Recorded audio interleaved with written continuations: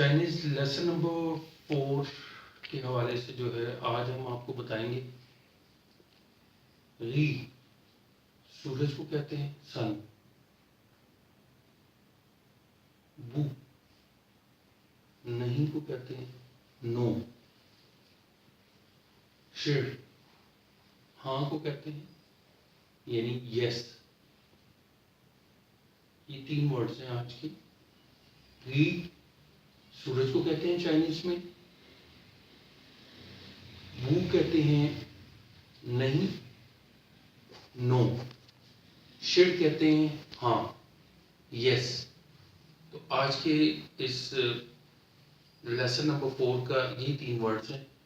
आप इनको याद करें, दोहराएं चाइनीज लैंग्वेज के लिए हवाले से।